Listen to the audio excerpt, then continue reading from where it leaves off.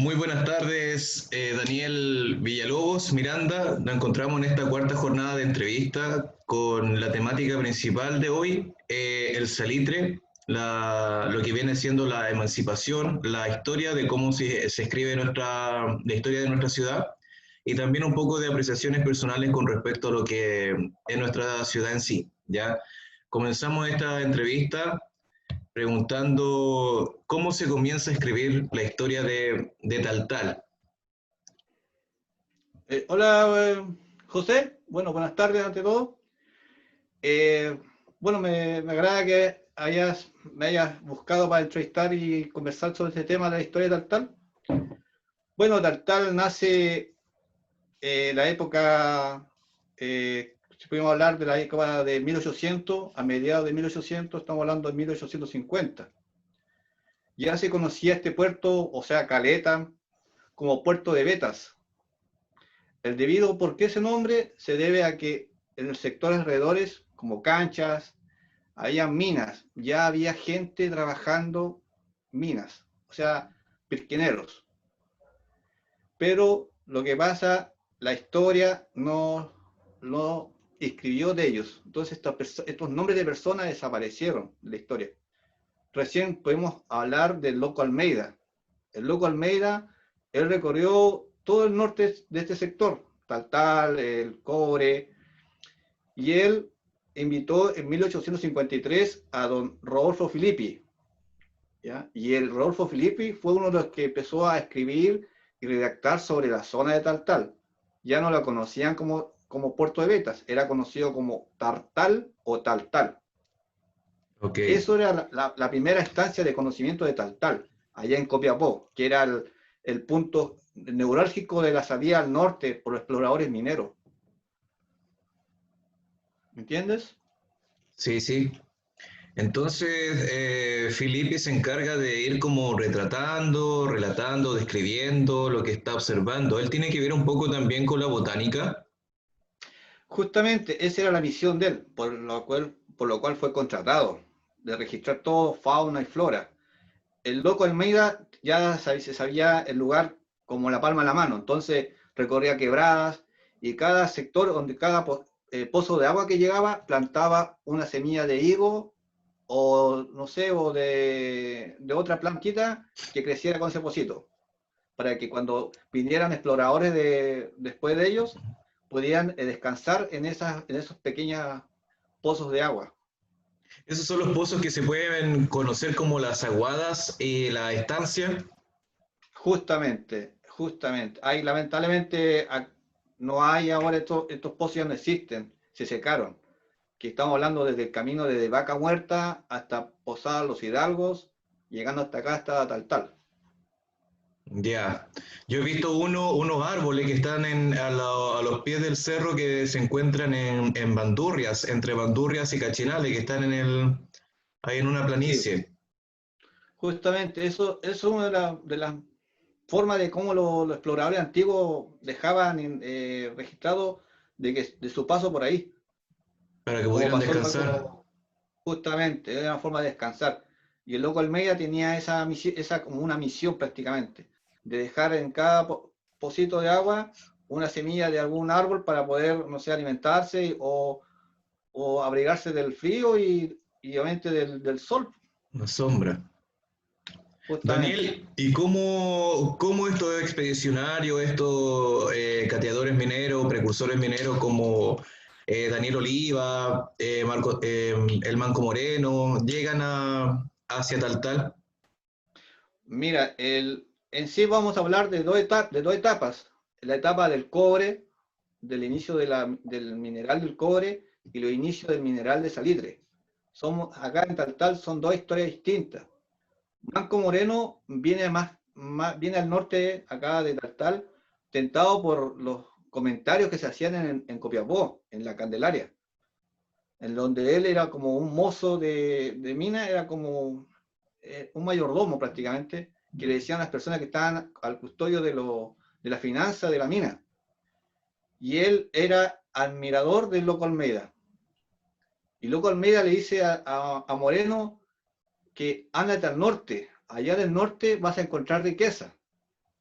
Y Manco Moreno, como era de esos tiempos de Pedro León Gallo, visionario, se vino al norte y recorrió todo el sector de... No vino a Taltal, él no pasó por Taltal, él pasó por el norte, más al norte, que estamos hablando de Canchas, Casilluyal, Remiendos, y ahí de Remiendos bajó hacia La Caleta, y de La Caleta de Remiendos, que ahora es Blanco Encalada, se fue al norte, a donde encontró Caleta del Cobre, y desde ahí comenzó a hacer su riqueza en sí.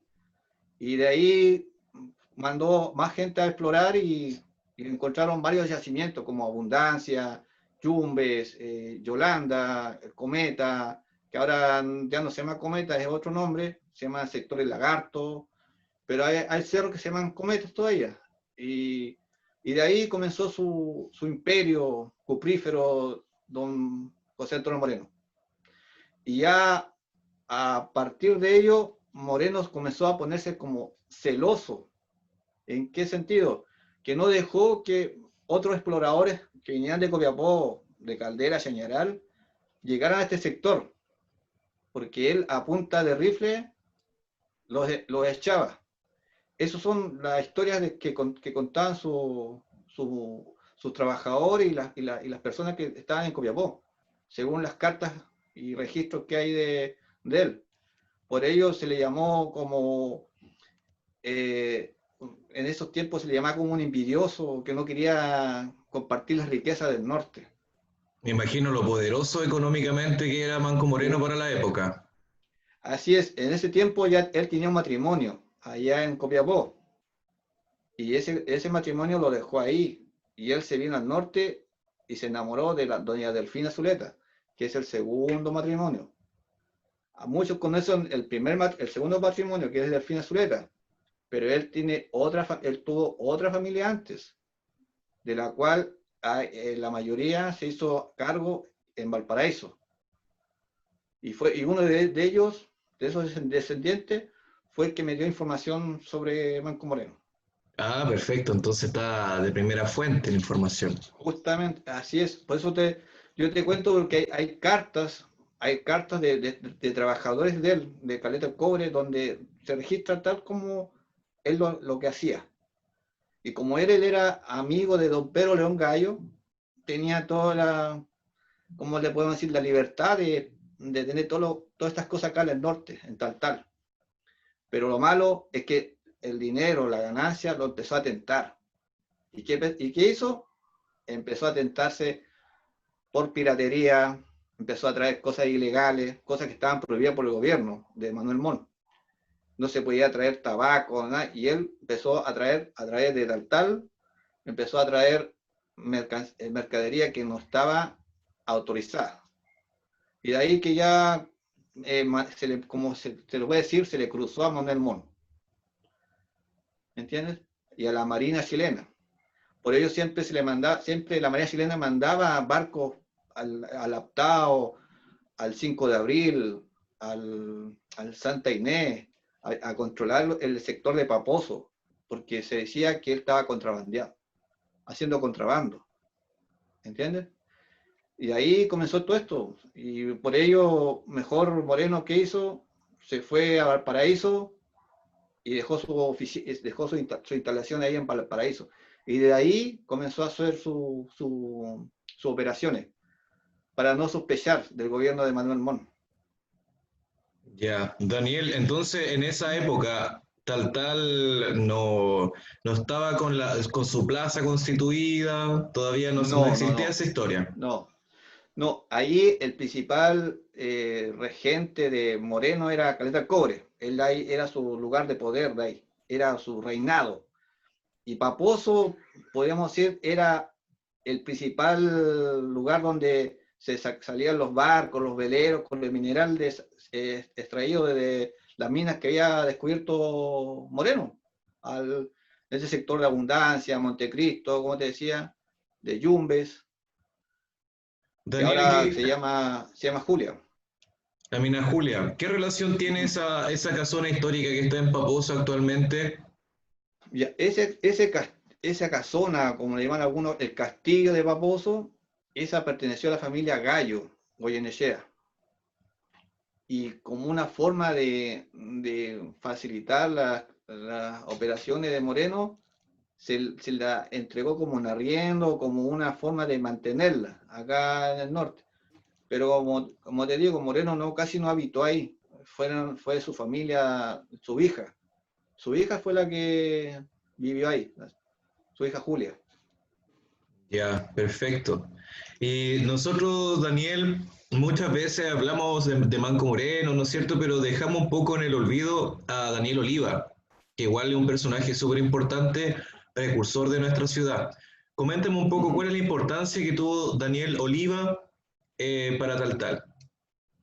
Ya, mira, Daniel Oliva, como yo te decía, hay dos etapas que del cobre, que hablamos ya de Manco Moreno, que fue el principal artífice de esto.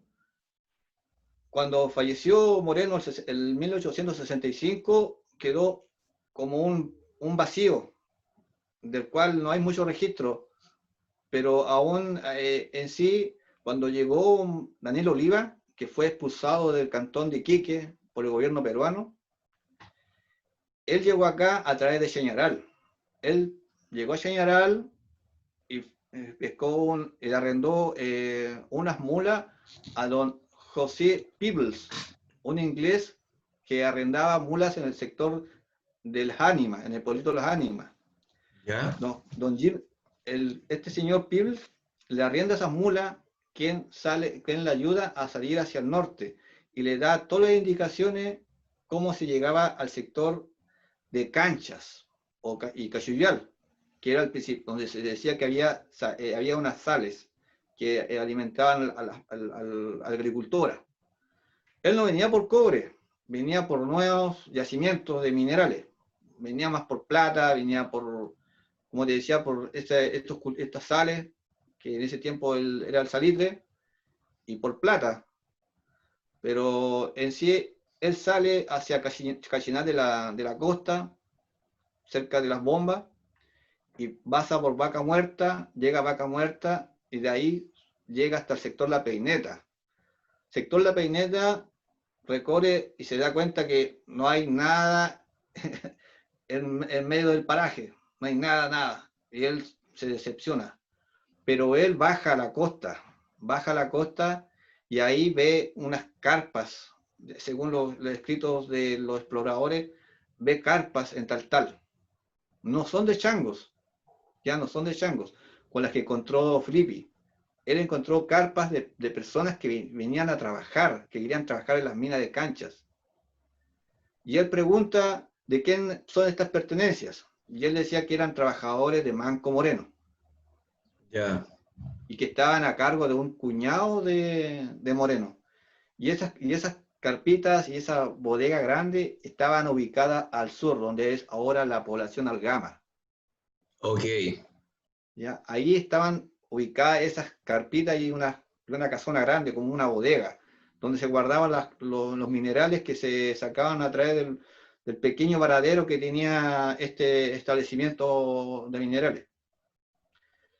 Daniel Oliva, al ver que no hay un catastro del sector, él sube hacia La Pampa por Quebrada Taltal, lo que es ahora la 902, llega a Cachiyuyal, en un largo camino. Obviamente que llega a Canchas y ve que hay cantidades de minas, de piques, de patas de cabras que están trabajando en el sector donde sacan el mineral, O sea, un y se auge dio cuenta, minero para justamente, la época.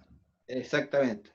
Y ahí llega y divisa el sector Las Cortaderas, donde ve que hay un cierto mineral, o sea, como un pequeño lago de sal. Y ahí se da cuenta que el sector es rico en salitre.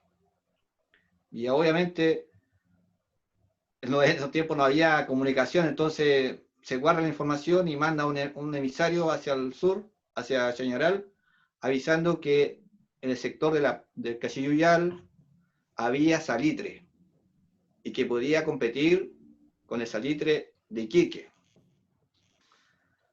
Y además era chileno. Y Claro, al darse cuenta porque que era... Para la época era como el único cantón que tenía Chile. Habían dos, habían dos, Ah, Aguas porque Blancas. después, justamente, después los empresarios, que muchos, ahí nos empieza la confusión, porque hay un empresario que se llama, que de apellido Moreno, y Mm, entonces por eso a este Moreno, a este empresario comerciante antofagastino, lo confunden con Manco Moreno, que trabajó en el Salitre, y Moreno nunca, en los, en los documentos de Moreno, no hay una exportación. Este señor, ya. este señor, este señor Moreno, como te decía, tiene vínculos con el señor Granja, que es uno de los mayores inversionistas del ferrocarril de Aguas Blancas. Y esa es otra cosa aparte. Así que, y como te digo, en Cachilluvial, don Daniel Oliva invita a don Vicente Bañados. Vicente Bañados era un cateador 100% recomendable, porque donde él veía la riqueza, estaba ahí.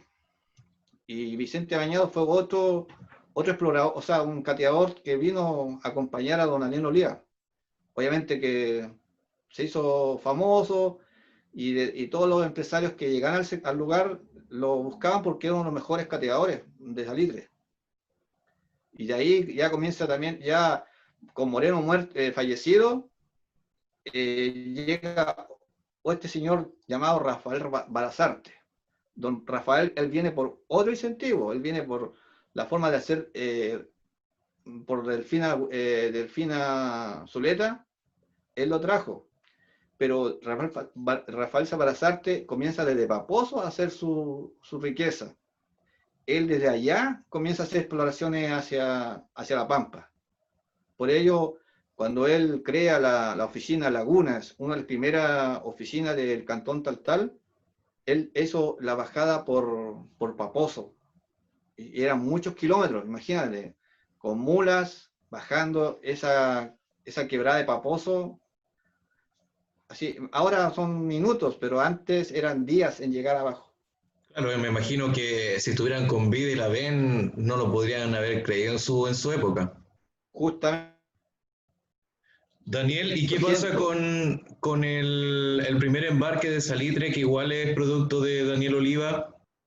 Ya, mira, ahí es otra cosa. Daniel Oliva, ya teniendo varios empresarios que se entusiasman con este cantón Taltal en su nacimiento, comienzan a llegar, pero eran extranjeros, que también allá los habían echado de allá de Iquique, como Jorge Hilliger, el señor, la firma Berger, don Telésforo Andrade, eh, el señor Sena, don José Peters, don Pedro Jorber, son empresarios que llegaron desde Señaral.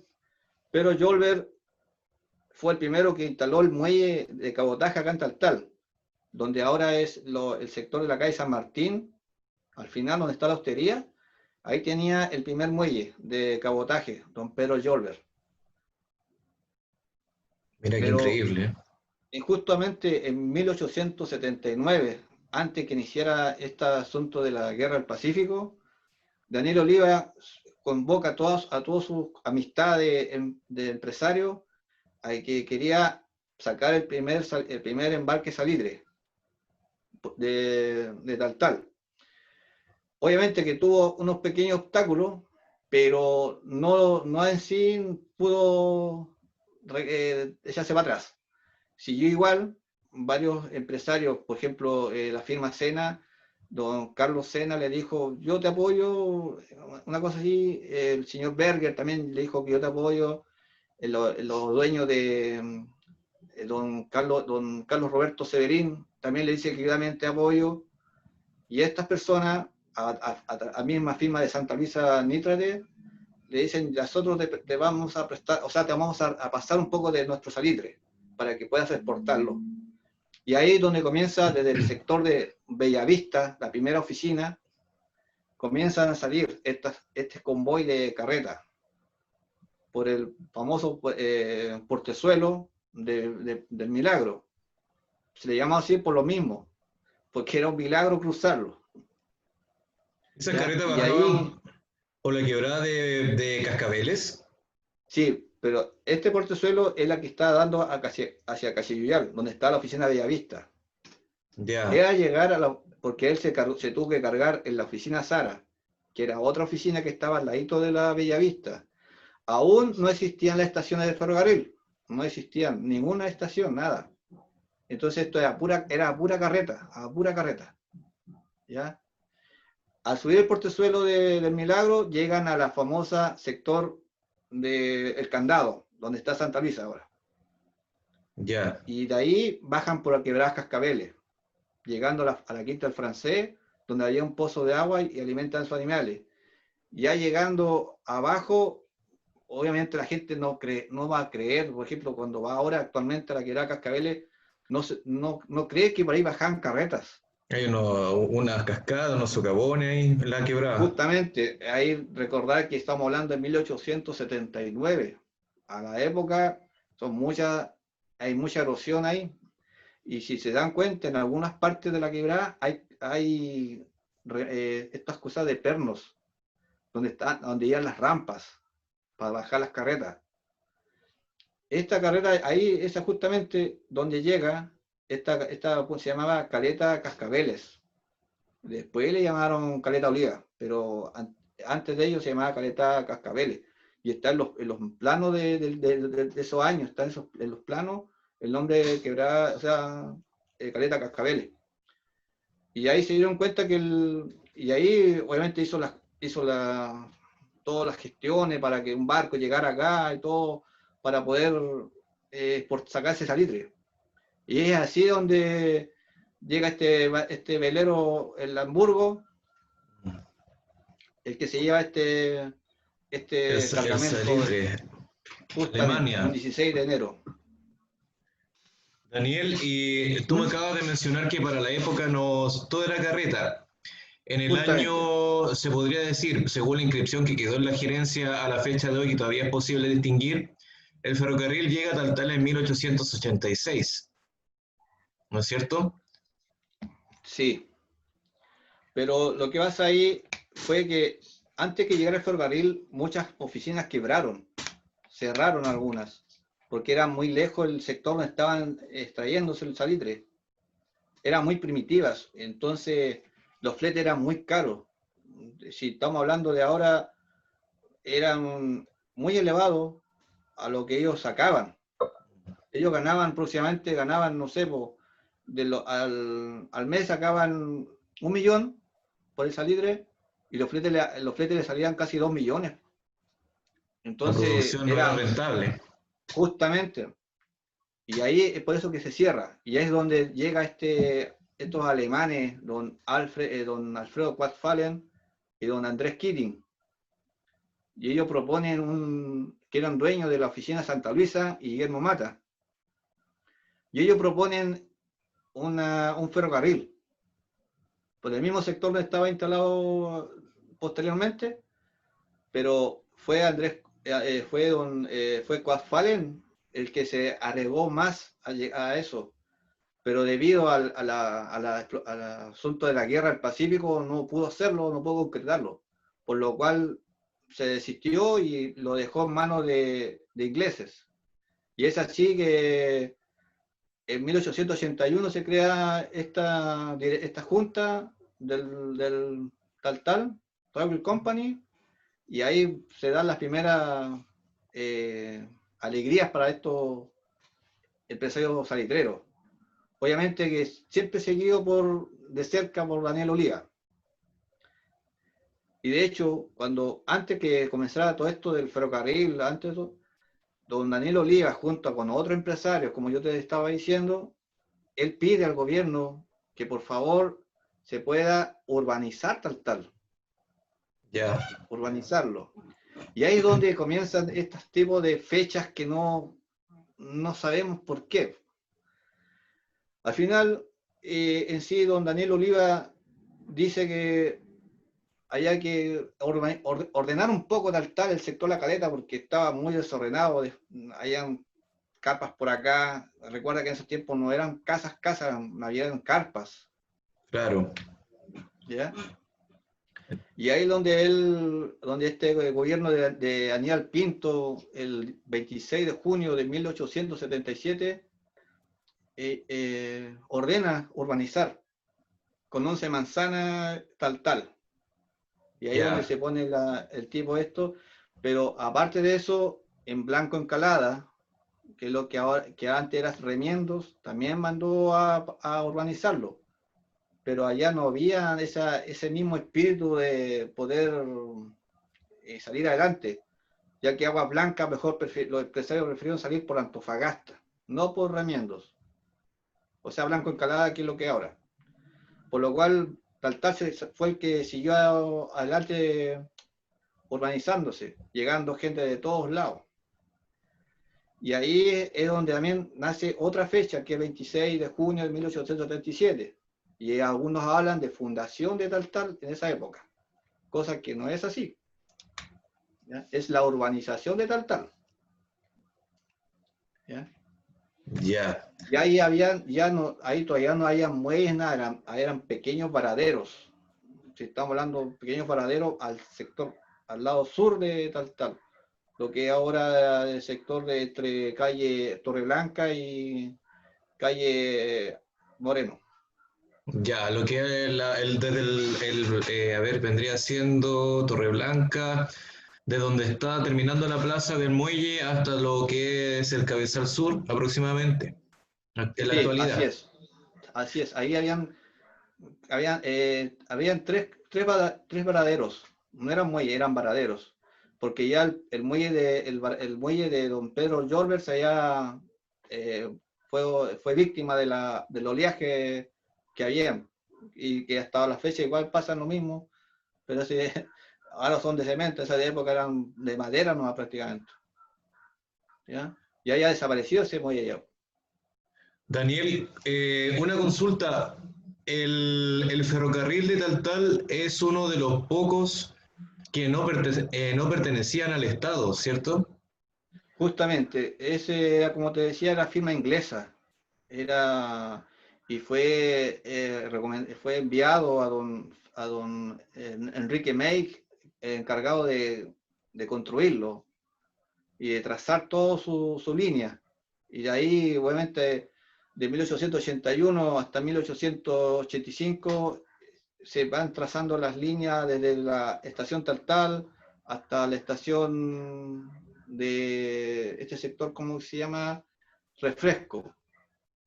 Ya, Ya hasta Refresco que eran, estaba Refresco, Agua Verde, Canchas, no estaba Breas, no estaba la estación Breas y estaba recién la de Taltal. Hay una estancia que se llamaba Estancia del 23, que posteriormente, por la cantidad de material del ferrocarril, se le llamó Central Marshalling, que era como una estación donde el ferrocarril dejaba sus carros antes de subir hacia Canchas. Los subía una locomotora pequeña y después los pescaba una locomotora más grande y más poderosa para llegar hasta Casinal de la Sierra, que fue la última estación. ya, y ahí el de Taltal se juntaba con el Longino en Cachinal de la Ya Sierra o en Catalina. en Catalina, mira, lo que pasa ahí ya fue que cuando el ferrocarril estaba en su esplendor, los fletes eran más baratos, empezaron a llegar los inmigrantes, obviamente invitados por otros inmigrantes que le decían que aquí en Taltal había riqueza. Taltal ya era el tercer puerto importante en enviar salitre hacia el extranjero y también de forma nacional. El, la llegada de estas personas hizo que el ferrocarril surgiera hacia más al este, llegando hasta Castellán de la Sierra, que era un mineral de plata, ¿ya? Que eran propiedades de don Rafael Barazarte, ¿ya? Aparte también de Guanaco. Guanaco también era de don Rafael Barazarte. Al llegar a Catalina, Catalina estamos hablando de Pampa Hollada. En Pampa Hollada solamente existía la estación Santa Catalina. No se llamaba Catalina, se llamaba Santa Catalina en sucesión del nombre de la oficina que estaba al frente, la oficina Santa Catalina del Norte, que era de don Daniel Oliva. Ya. Ya después, cuando comienza la gente a ver que estos pequeños pueblitos comienzan a germinar, se dan cuenta que hay que construir otra estación más en el sector. Y es por ello que se crea la estación Catalina, que está un poco más al este de la Santa Catalina. Santa Catalina desaparece y queda el pueblito de Catalina. Y la estación Catalina se ubica un poquito más al este del pueblito. No sé si tú conociste alguna vez ese sector. Sí, Que lo aún conocí, a hay un ver, lo sector que conocí se como el llama, 2013, por ahí. justamente, hay un sector que se llama, hay un tornamesa, que Sí, ojalá se pudiera mantener y restaurar, porque es un valor patrimonial muy grande para Taltal. hermoso. O Desde sea, ahí, ni siquiera quedó el tornamesa de Taltal y quedó el de Catalina. justamente, porque, como te digo, fue más cuidado, la gente cuidó más. Allá la gente cuidó mejor ese sector. Daniel, tú una vez me ¿Por qué? comentaste, disculpa, comentaste que en Taltal la tornamesa debió estar aproximadamente por la actual escuela Londra Alondra, Roja, sí, ¿cierto? justamente. Pero el sector donde está la escuela de Londres, la casa de máquina, no era así como la que vemos nosotros siempre. Era de una manera más paralela. El tornamesa estaba un poco más adelante y de ahí sacar las locomotoras hacia el sector de los patios de la maestranza. Pero como íbamos contando, en Catalina, ya en la época de 1910, el gobierno se da cuenta que la gente necesita transportarse por una forma más fácil, más rápida, porque la gente antes de eso se transportaba solamente por barco o a través de carretas, ¿ya? Y es por eso que en 1911 comienza a instalarse el Longino, que ese es un ferrocarril del Estado. Y ya en Catalina comienza a hacer la conexión con el de Taltal, con el ferrocarril inglés. Perfecto, ahí me quedó Ya más claro. ¿Ya? Y ahí la línea que iba desde Santa Catalina a la oficina Caupolicán u oficina Alianza más antes, se elimina y pasa por ahí la línea del Longino. Y la línea del ferrocarril de Altal tiene que hacer como un intercambio de líneas en la estación, que es por atrás, donde había como un pimiento, no sé si te diste cuenta, hay un pimiento ahí seco. Ahí aún quedan 200 metros de línea del ferrocarril de Taltal. Sí, Aún eso sí quedan. lo vi. ¿Ya? Y de ahí salían a su oficina Alianza y a Delaware. Y ahí, pero eso sí, nunca hubo una conexión entre el ferrocarril del Estado y el ferrocarril inglés. Nunca hubo una conexión. Solamente la gente la que venía del ferrocarril inglés se bajaba en un sector e iban a la estación de Catalina para ir al norte o hacia el sur. Perfecto. Y cuando llegaba este tren a Taltal, ya bajando por la actual quebrada donde están las piscinas aluvionales, bajaba por calles a diseñar actualmente, derecho Ujú. hacia abajo, y Sí, llegaba al ferrocarril, ¿no es cierto? Había, creo que sí, me comentan que el ferrocarril muy exclusivo, todo cercado, una propiedad totalmente privada que abarcaba desde la actual locomotora Kitson Meyer y por el norte, ¿hasta dónde? Hasta la Alondra Rojas. por ahí, hasta por ahí. Es que, mira, en sí el ferrocarril, las propiedades son más pequeñas. Es lo que estamos hablando en la calle de la población San Lorenzo. Esa era solamente la propiedad del ferrocarril. Pero al quebrar muchas fundiciones más al norte, el ferrocarril comienza a adueñarse de estos sectores. Y por eso llega hasta donde está la Escuela Londra ahora. Pero ahí abajo había muchas fundiciones, donde está el emisario de Agua Antofagasta, había muchas fundiciones.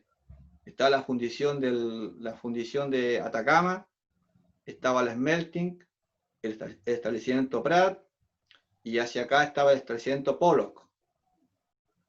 Y muchos Ya, y Atacama fueron las más grandes que estaban ahí, de ahí que se le llama el sector de Atacama, la playa de Atacama. la playa de Atacama. ¿Ya? Pero el sector en sí se llama Caleta Osa. Daniel, ¿y había una línea de tren que llegaba, que cruzaba calle Esmeralda también? Sí, ese era un pequeño trencito que recorría hasta el Lautaro, que llegaba hasta ahí, ya después comenzó como te puedo decir, la producción no fue tan buena, entonces comenzó a cortarse ese pequeño tren y recorría hasta el sector de, como te decía, recogiendo todo lo que iba saliendo, desde el muelle Alemán, el muelle Cordero, el muelle Barazarte, el muelle de la Lautaro, el Williams Balfour, el muelle de pasajeros, aunque los pasajeros ya tenían que pasar frente a la aduana y recién se podían subir al tren allá a la estación, recién a la estación de Taltal, ¿Y por qué donde actualmente la estación actualmente no existe por el deterioro, o sufre un incendio? ¿Cuál fue el motivo que mira, no está? las razones nunca he consultado de por qué las razones, pero sé que la mayoría de estos lugares se desarmaron para pagar las cuentas y las cuentas de los trabajadores que tenía el ferrocarril ¿cómo le podemos decirle? Ya Su crisis. en su crisis, si se puede decir así. Los trabajadores, la empresa no les estaba pagándoles, no les pagaba sus pensiones, su sueldo. Incluso hay trabajadores que hablan de que no tenían sueldo de 2 meses y la empresa de por sí fue demandada y tuvieron que vender la mayoría de estas cosas del ferrocarril, venderlas para poder hacer dinero y pagarle a la gente, porque el dinero no había. En esa época estamos hablando de la crisis salitrera muy grande, en la época de la década del 50. Claro, cuando ahí cierran todas las, bueno, no todas, porque la última cerró oficina Santa Luisa o Alemania cerró en 1976. ¿Cuál de las dos? Sí, la Alemania cerró en Alemania. 1976, exactamente. Y como te decía, las primeras que empiezan a salir son esas. Y de por sí, la década del 50 fue como la época mala de Taltal.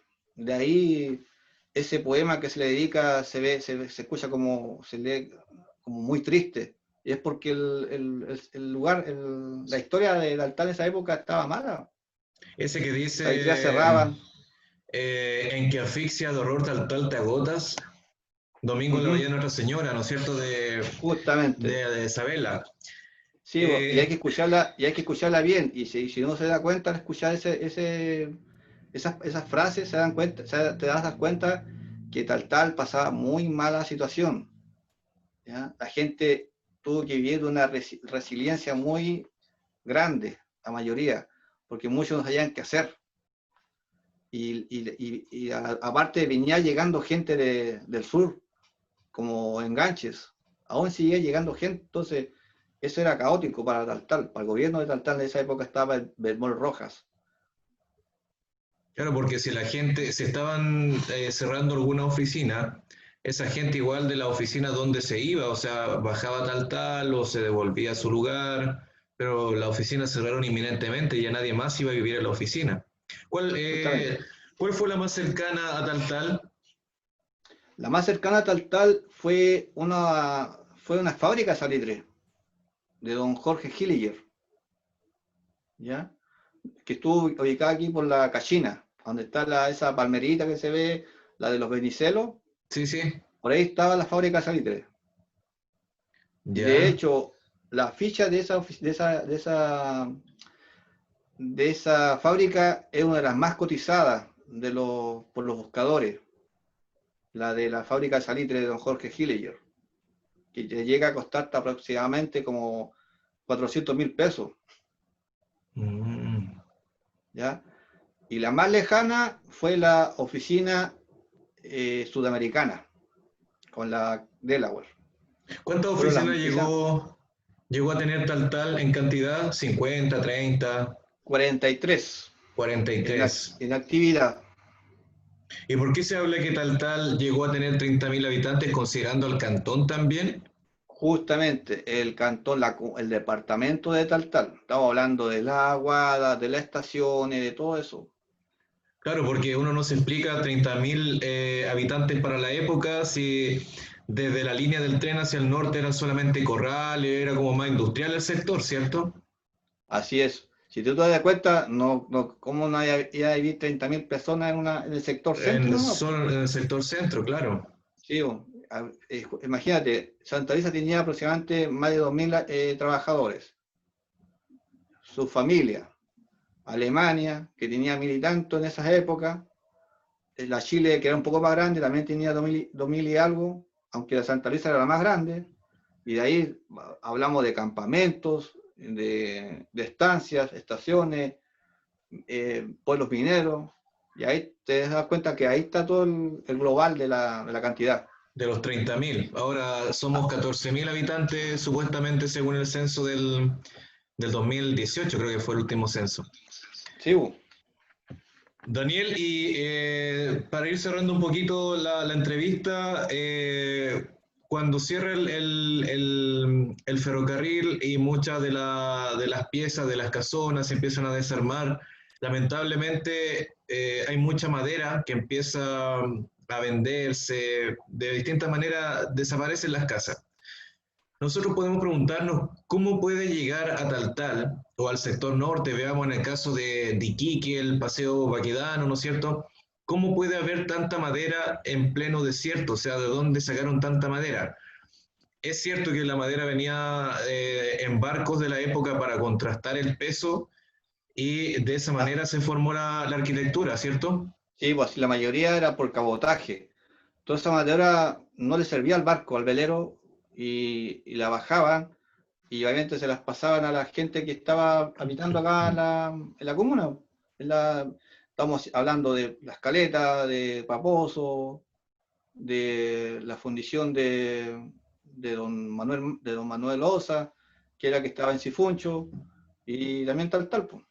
Me imagino la época, el trabajo de carpintería, de tallar la madera, de darle todo ese Así ornamento. Es es, increíble que más de 100 años, Daniel, y todavía esa arquitectura se mantiene, pese al así es. apolillamiento, al tiempo, a que nunca más fueron pintadas, pero ahí están Ujú. desafiando al tiempo, ¿no es cierto? Justamente. ¿Qué piensas tú sobre el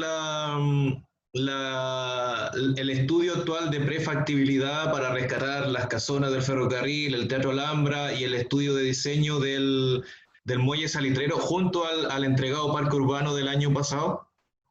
Mira, yo participé de esas consultas y me parece muy positivo que se rescaten estas casonas, estos lugares, porque es un recuerdo, una imagen patrimonial de que tuvo Taltal, y para que las generaciones futuras sepan de qué fue Taltal anteriormente, y que ellos sepan que no solamente se vivió de la pesca o trabajo administrativo o la minería del cobre, también se vivió de salitre, y de la cual muchas personas, muchas familias de acá en Taltal se formaron por ellos. De hecho, yo soy descendiente de una familia de ferrocarrilana y salitrera.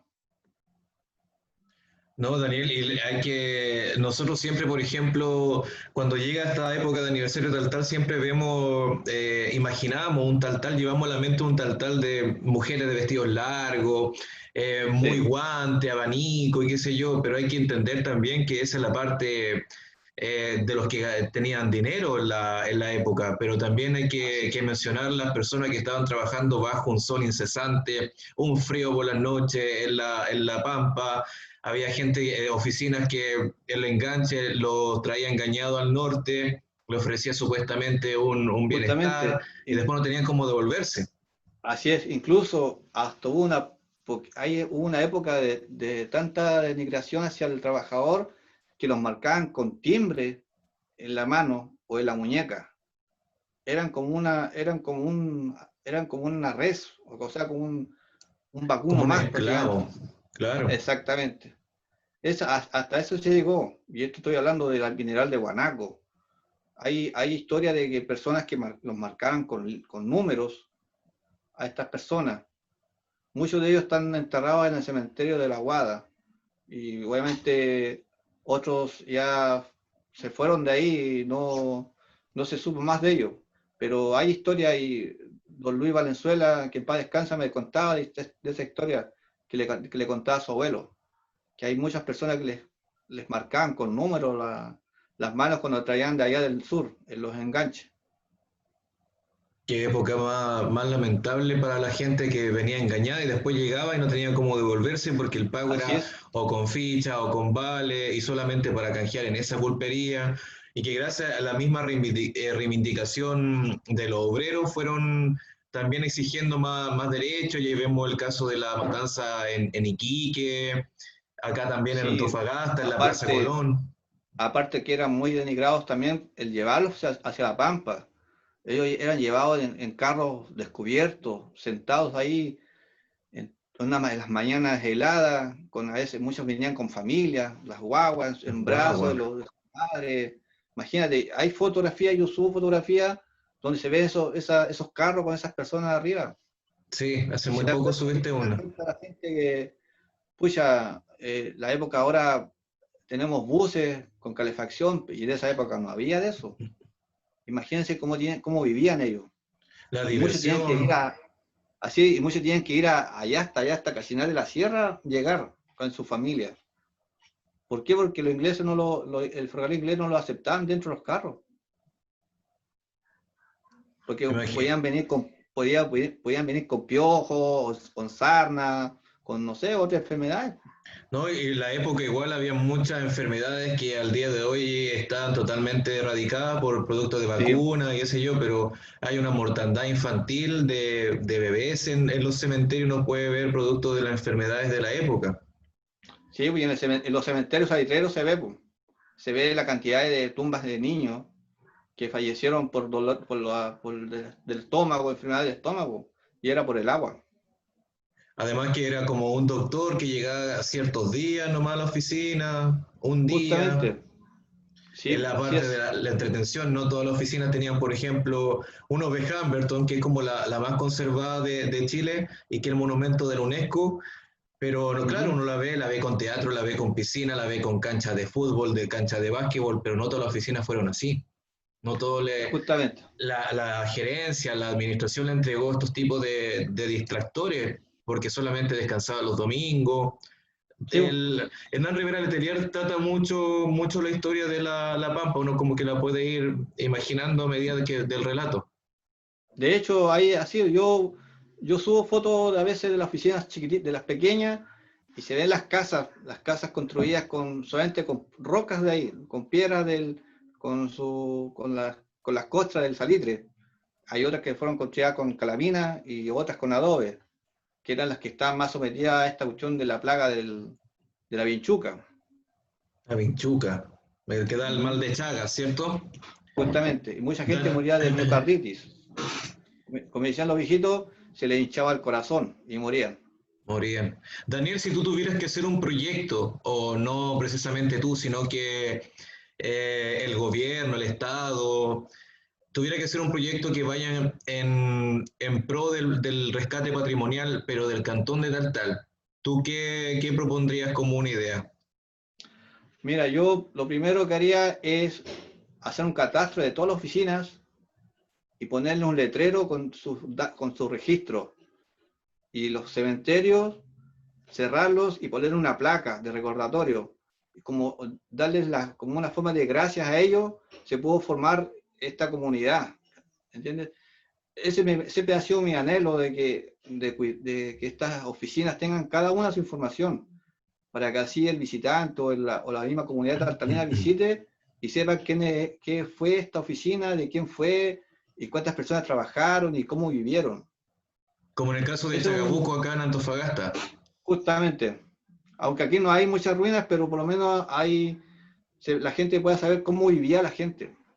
Claro, hay unas que están un poco más a maltraer, pero hay unas que uno puede decir, aquí estuvo el teatro, aquí Sí, o así, hay algunas casonas también.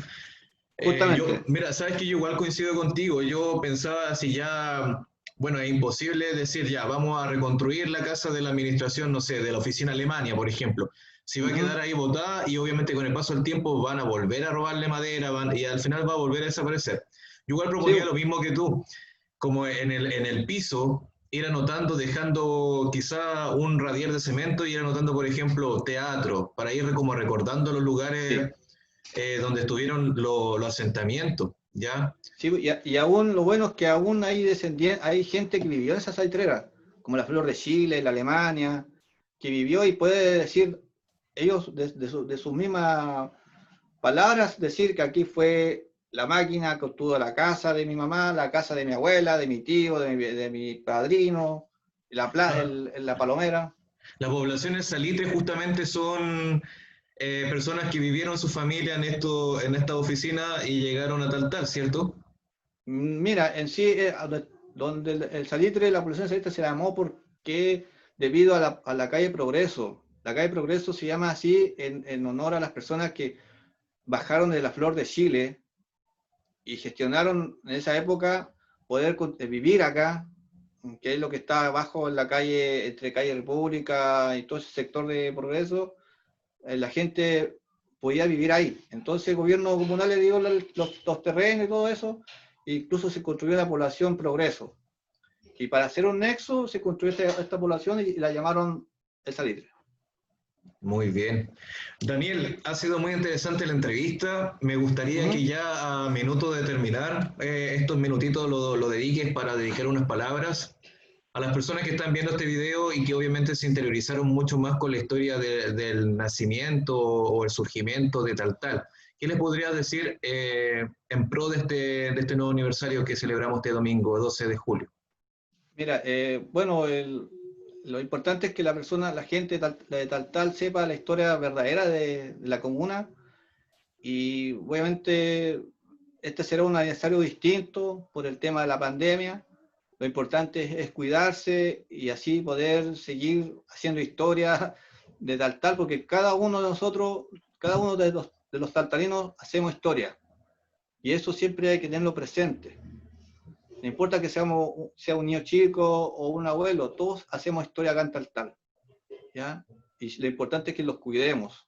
Así que sigamos los protocolos, respetemos las órdenes, o sea, la distancia, respetemos, nos vemos de las manos, usemos la mascarilla, para así celebrar un buen aniversario, como dije antes, distinto, pero por lo menos seguro. Si vamos a celebrar, celebremos lo que estamos en casa. No visitemos a otra familia, porque ustedes saben cuáles son los protocolos. Pero lo importante es que este nuevo aniversario de Taltal, como se dice por ahí, seamos todos felices y tengamos una pronta recuperación y poder de nuevo celebrar un aniversario de Taltal como se merece. Eso serían mis palabras. Daniel, te voy a agradecer porque, bueno, tu legado histórico, como tú dices, nosotros somos historia, nosotros estamos formando lo que viene mañana, pero sin embargo tú también haces un barrido cultural con lo que fue el pasado, que siempre se ha dicho, no se puede construir un futuro si no se tiene en consideración lo que fue el pasado, el ayer, ¿ya? Justamente. Y tu misión siempre ha sido esa, y también obviamente se agradece porque tú y yo en este momento estamos haciendo memoranza, recuerdos de un pasado que fue muy importante para Taltal y en base a eso hay que seguir trabajando hacia el futuro, Justamente. ¿ya? Así que Sí, te pero agradezco. No, dime nomás. como yo te decía, como te digo, yo agradezco mucho a mi abuelita materna, que fue la que me motivó a hacer esto. Mi familia que me apoya, obviamente con mi mamá conversamos harto también del pasado, de su vida cuando estaba niña, y de ahí también comienzo a hacer unos hilos de conexión con todo Taltal prácticamente. Y de ello por eso también me alegro que aún las tengo vivas y me sigan contando su historia, la historia del pasado, donde nacieron, todo eso. Sí, es verdad, hay que sacarle el máximo provecho porque el relato vivo, ¿no es cierto?, de lo que es nuestro Taltal. Sí, Daniel, muchas gracias por esta entrevista. No, espero obviamente que haya más tipo de momentos para poder seguir compartiendo experiencia e historia también en tu rol de historiador de nuestra ciudad, ¿ya? Así es, Así José. que con estas palabras me despido y nos estamos viendo en una próxima oportunidad. Que estés muy bien, cuídate. Igualmente, José, muchas gracias. Hasta luego. Hasta Chao. luego, chao.